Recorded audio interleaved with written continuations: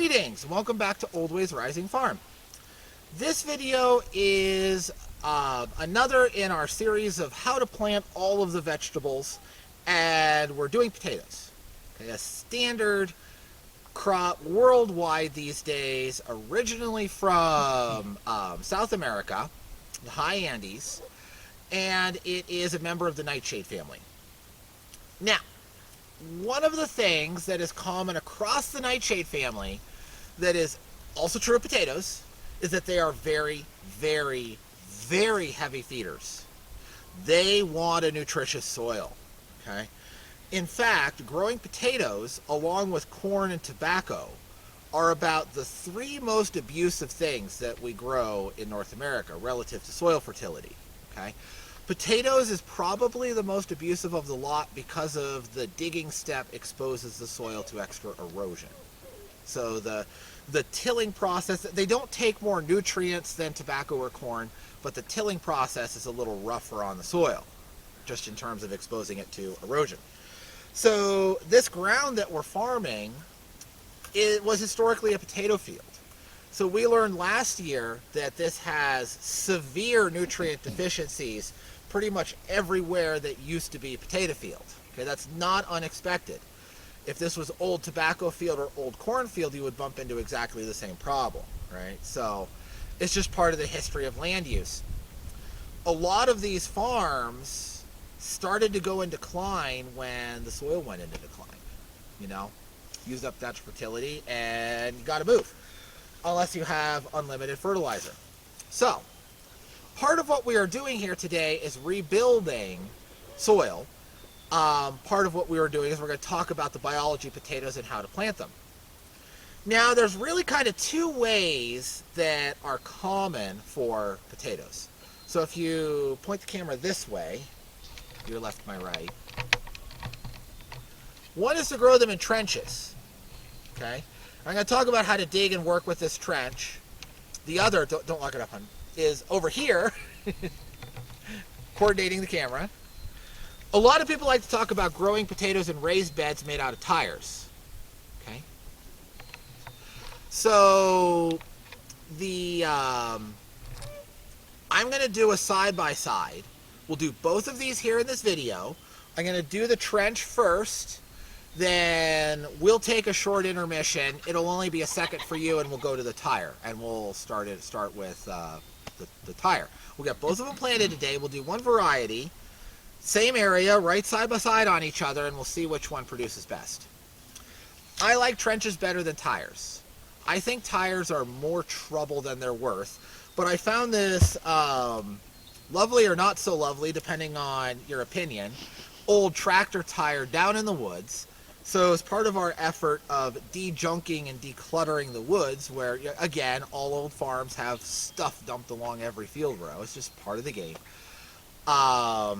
But as part of decluttering our field rows, I pulled that out, and I thought I'd give it a try. And we do this little YouTube series here through the summer, and we'll compare the growth.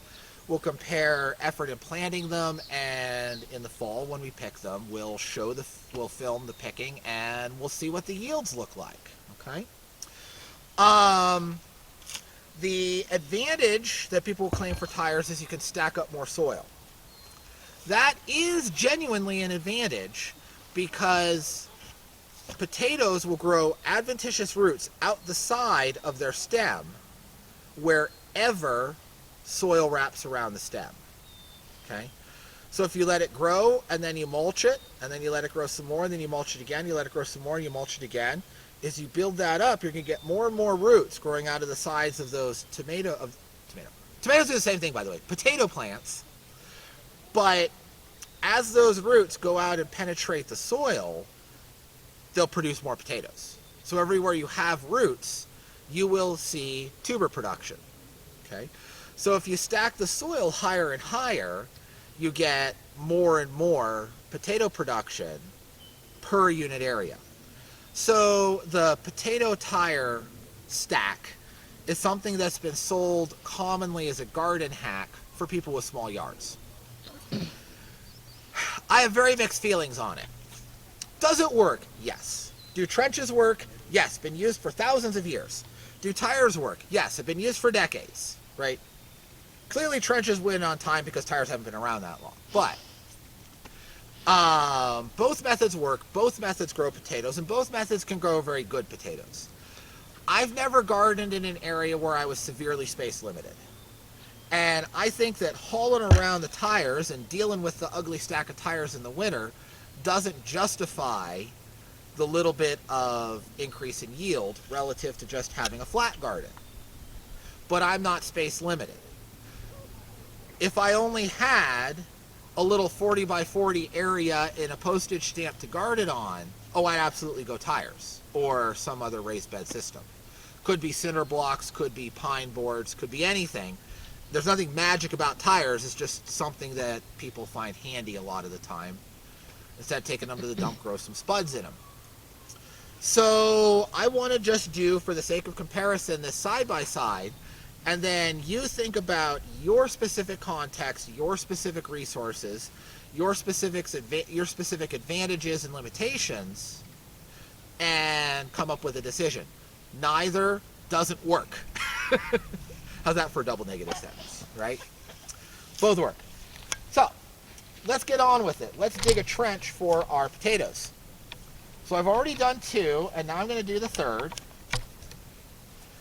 I've had a couple of little experiments where I'm standing. There's a little bit of peat moss you'll see come up here from some past year's tinkering, but I haven't had a good enriched garden in this area.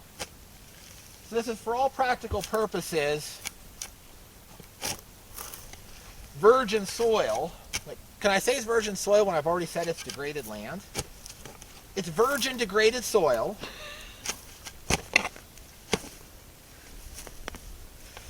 If that's a thing, it's a thing now. It's a thing now. So I'm just going to pull up the sod, and right beside my trench, I'm going to flip it upside down. Now, flipping the sod upside down will kill the majority of the grasses.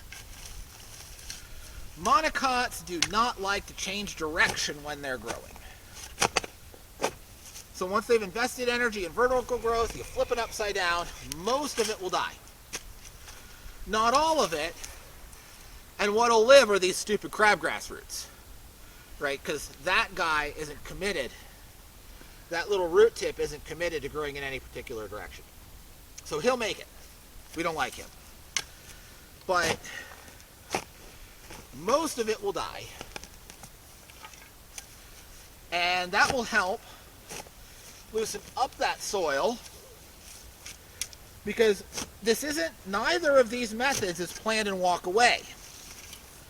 We're going to be back here, and we're going to be doing tilling and mounding activities throughout the summer with both of these patches. That's why growing potatoes is so abusive, because you never stop tilling the soil. So the soil is exposed to, with commercial methods, industrial methods, you're keeping the soil bare and exposed to erosion the entire year. It never has a closed canopy and a rest. Okay, so we pulled out our sod. Now I'm going to go in with some manure. This is calf barn bedding. So this is sawdust that's absorbed a lot of urine and fecal material from the calves.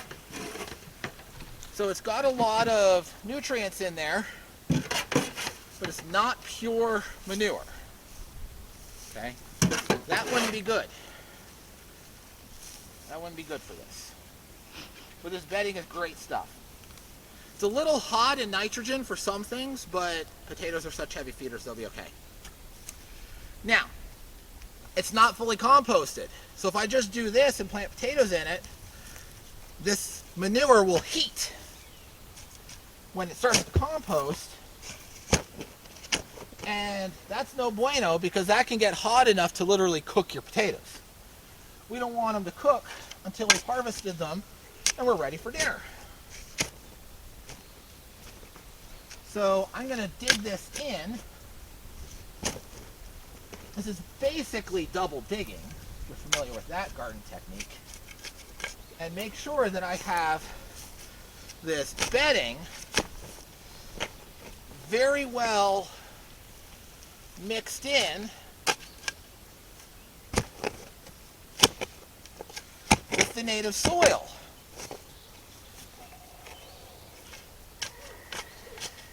When you're using a raw material, or a raw uncomposted source of organic matter like this, you don't want it to be ever more than 50%.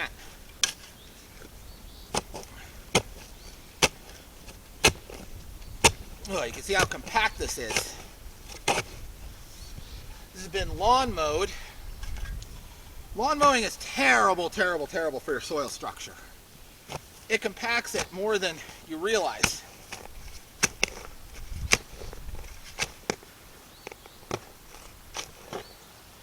I didn't bring it out and I'm not going to go get it in the interest of time.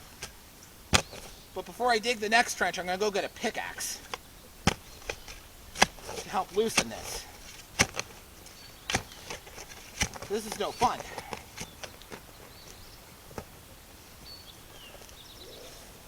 Shovels are for moving around loose dirt, not for making it.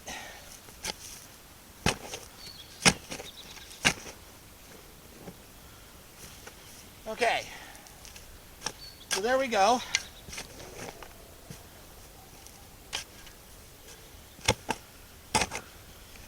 Make sure that's well mixed.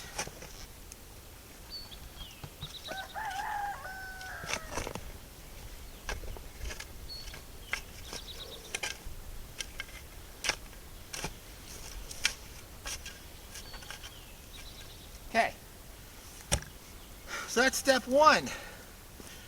Step two, plant some potatoes. Can you see my lap right here in the frame? Yep. So we're going to take out a potato. We're going to cut these up. So you want 1 to 2 nice, good, actively growing eyes, people call them. These little roots coming out. A tuber is a modified stem. This is a stem. The meat of the potato that we eat is equivalent to pith. It's just a big lump of parenchyma cells. And these are little nodes in that stem where you can get root and aerial stem growth. So we want a couple of good nodes in each. This one's good. That one's beautiful. That one's beautiful. So I'm going to cut this into 3 starts. That'll be a nice good one there. This is a Yukon Gold potato. Yeah, this side's fairly barren. That might grow or might not, so I'm not going to count that as one. Okay. Then I want to cut off this little rot bruise patch. That's not blight, that's just a bruise, but I don't want it on my potato here. Just put it in there to be thrown away.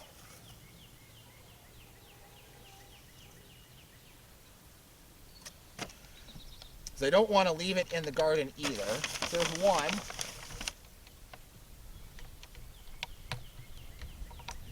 This guy, that can go on its own. That one's actively growing. That one's actively growing. So I guess I'm just going to cut this into 3 again. Nice deep wedge there. Cut a nice deep wedge here.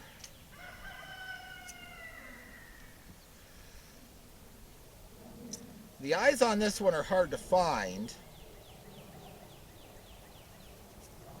So I'm just going to cut it in half and assume I've got some good eyes all the way around. I like, if you're picking these out at the store, I will deliberately pick the ones that have the most active growth on those eyes. Some people, I don't know, are weird about that, but I like it so you can see which ones are real vigorous. And these 3 starts should be plenty for one row.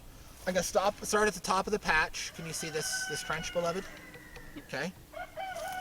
And this is no more complicated than planting tulips.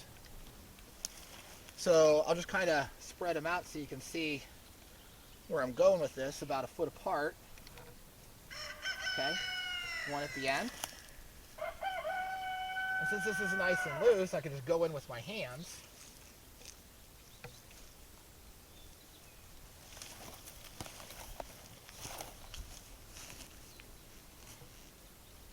Okay.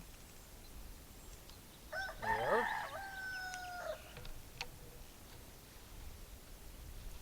There.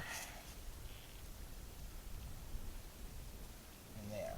Okay. So that's planted. We'll continue down these rows. Let me hop around.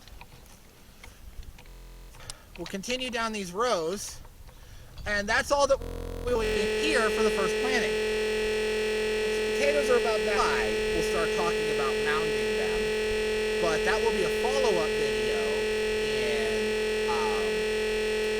a month or two. So for now, I'm going to go fill that up with some mix for the tire. You will see me in about 5 seconds. I will see you in about 10 minutes, and we'll go to work on the second half of this project. Okay, we're back. We're ready to work on the tire.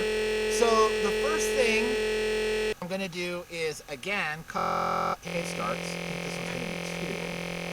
And then I'm going to put, so if you cast the camera down, good. You can see I've already got a layer of cardboard now. I'm going to put these potato starts directly on that layer of cardboard.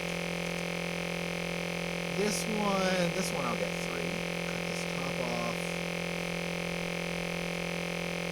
Okay, so over there. Falling. I'm falling and hurt myself. Is that advantageous to do that? No, it's never advantageous to hurt myself.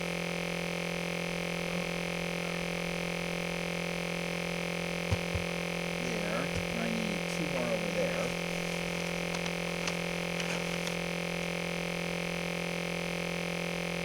Yeah, this one I'm just going to cut in half. Cut a smaller 2. Okay. And then from there. So you can see I've got 1, 2, 3, 4, 5, 6, 7 starts in this tire. So I've only got 1 more start in this tire than I did that row. So that's the first thing. We're going to get more vertical space, but we're not going to get more horizontal space. Now I'm going to cover these up. You could come over to the wheelbarrow.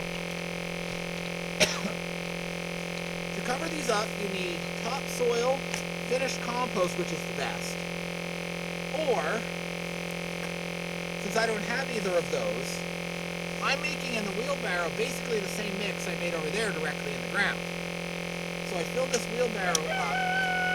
Kitty, make good life choices. Here we go. Don't get in the... Yeah, he can crawl in there. Cool. I'm making basically the same mix in my wheelbarrow that I made over there in the ground. Half native soil and half stall bedding. Again, you have to be very, very careful that you don't put so much uncomposted organic matter that it can heat. But when it's mixed 50-50 with organic material like this, it's not going to heat. So we should be fine there. This is a fairly loose mixture. My source of clean fill here is a couple of years ago we regraded the driveway. This is a pile of leftover tailings from that I've been lobbing for various garden needs. But this is a reasonable mixture. I went a little light on the poo, actually. So next layer I'll go a little heavier on the poo. This is a reasonable mixture for filling a raised bed like this. Okay? You get that well mixed, and now we just fill in top and cover up the spuds. Yeah, come back over here.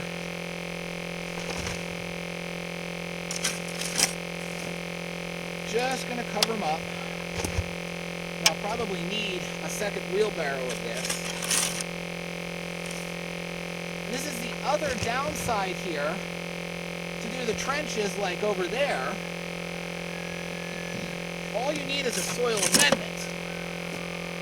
You don't have to import new soil to the site. To do the tire method,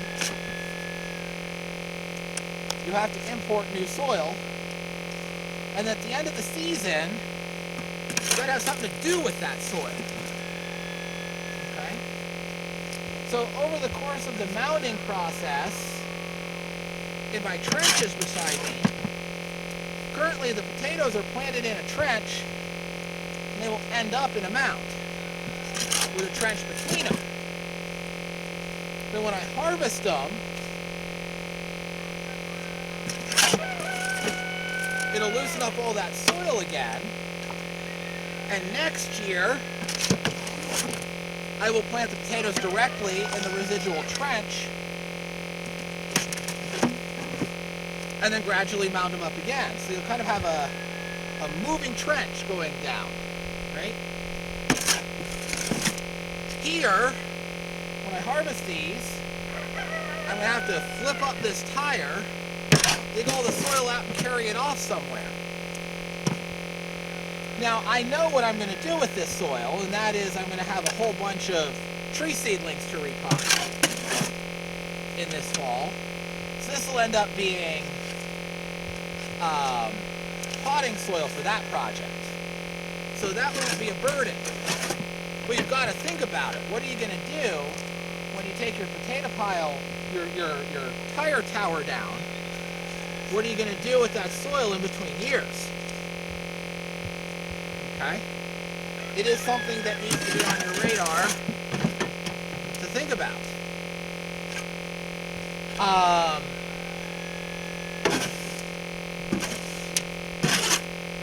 Again, both work. I have a bias toward the trenches. We'll see how this goes.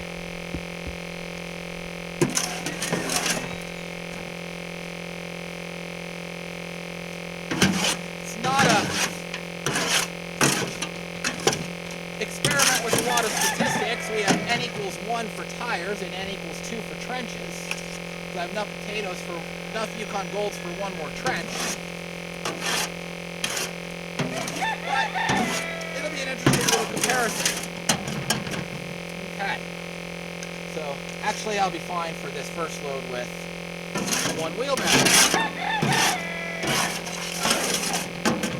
For now anyway. So that's the start. They're well buried. Okay.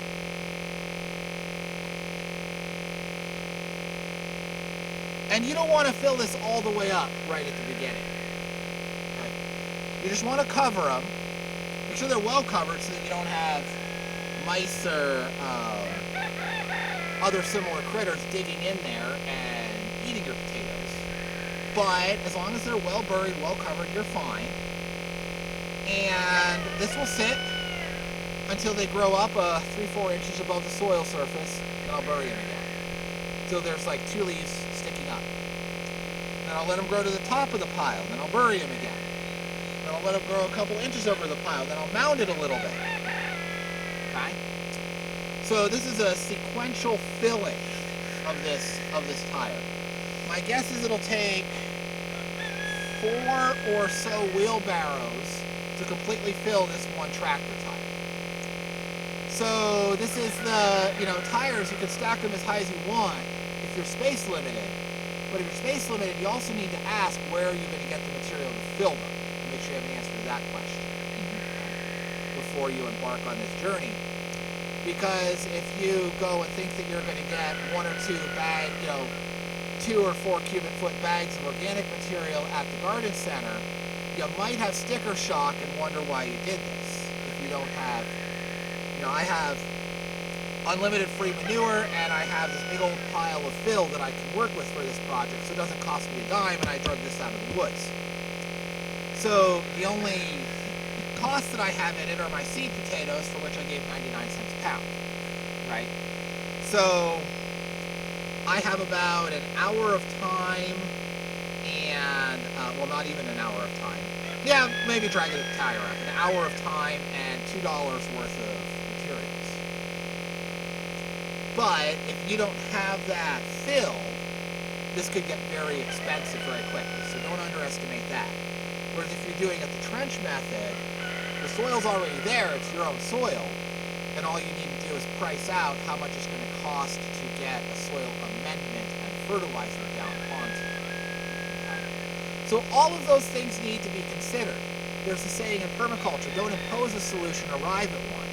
Think about all of the options, what your assets are, what your detriments are, and come to a logical conclusion as to what is the best compromise scenario that will allow you to maximize your gardening efficiency and yield in your context. And thinking that through is a big difference between really learning and becoming, gaining mastery in the permaculture space and just taking, a class or reading a couple of articles or watching one or two YouTube videos, right? So don't think you have to do this exactly the way I am. Think through your context, your setting, your assets, and do it the way that's most expeditious for you in your context. Okay. This has been useful. I hope you'll give it a thumbs up so that the algorithm knows to show it to other folks, and I will see you next time.